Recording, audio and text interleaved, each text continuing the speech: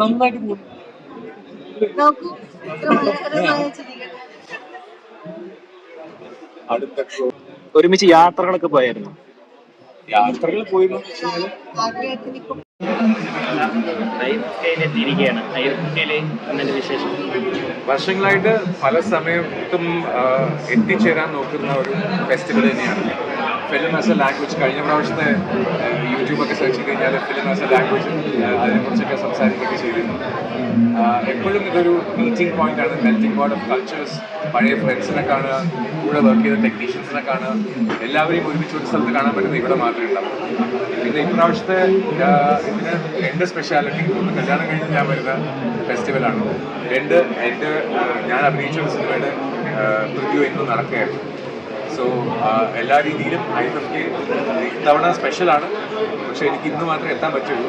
ബാക്കി ഷൂട്ടും കുറേ ട്രാവലൊക്കെ ആയത് കാരണം ഇവിടെ ഇല്ലായിരുന്നു. ഇന്ന് വന്നു, വൈകുന്നേരം ഇവിടെ ഹാജർ വെച്ചിട്ടുണ്ട്.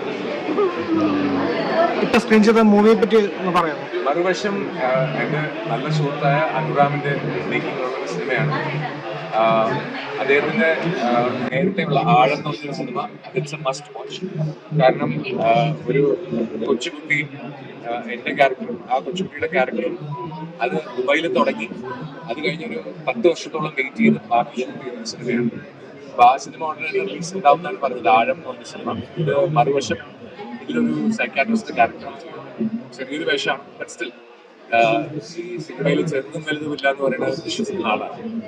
അപ്പോൾ അതിന് എല്ലാവിധ ഭാവങ്ങളും ആഴമാവട്ടെ, ചെറുവശമാവട്ടെ, മറുവശമാവട്ടെ, എല്ലാ സിനിമകളും ആശംസകൾ. പിന്നെ film is always most part. ഇപ്പൊ പറഞ്ഞൊരു വിവാഹം കഴിഞ്ഞതിന് ശേഷമുള്ള സമയമാണ്. ലൈഫ് അങ്ങനെ പോകുന്നു. നന്നായിട്ട് പോകുന്നു. നോക്കൂ എത്ര മനോഹരമായ ചിരികൾ.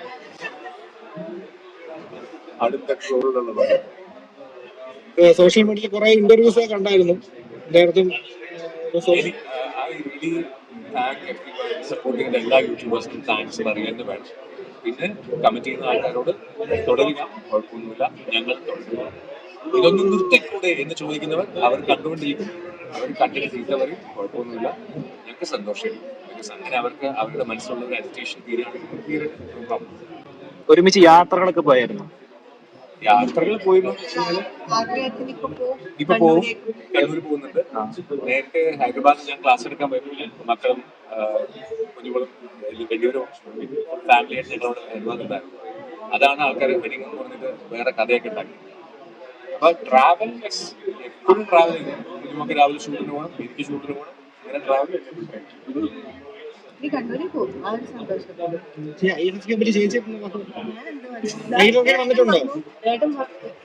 സംഭവം വെച്ചാല് ഒരു ഇന്റർവ്യൂ ഉണ്ടെന്ന് പറഞ്ഞിട്ടുണ്ട്. കൂട്ടിക്കൊണ്ടത് ഇങ്ങോട്ട് അറിയില്ലായിരുന്നു സത്യം എല്ലാ ഫ്രണ്ട്സും എല്ലാവരും പിന്നെയും കാണും. ഒരുപാട് ഫ്രണ്ട്സ് മൂവി സത്യം പറഞ്ഞ സർപ്രൈസ് ആയിരുന്നു. എനിക്ക് അറിയില്ല. മക്കളോട് പറഞ്ഞ ഇന്റർവ്യൂ ഉണ്ട്, റെഡി ആയിക്കോ. വന്നിട്ടുണ്ടോ? ഫസ്റ്റ് ടൈം ആണ്. ഞാൻ ഫസ്റ്റ് ടൈം. അപ്പൊ ഈ ഒരു ഫെസ്റ്റിവൽ വന്നപ്പോ എങ്ങനെയുണ്ട്? ഇഷ്ടപ്പെട്ടോ? സിനിമ ഉത്സവം സാറിന്റെ മൂവി ഉണ്ടായിരുന്നു. ഇത് കണ്ടിട്ടില്ല. ഇത് പ്രിവ്യൂ ആയിരുന്നു. ഞങ്ങൾ എത്തിയപ്പോ തന്നെ എന്തോ ഒരു സ്ട്രൈക്ക് നടക്കുന്ന റോഡ് ബ്ലോക്ക് ആയിരുന്നു. അപ്പൊ ഞങ്ങൾ എത്തിയപ്പോഴേ ലേറ്റ് ആയി.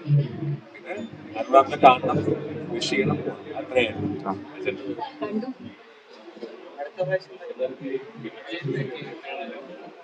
തീർച്ചയായിട്ടും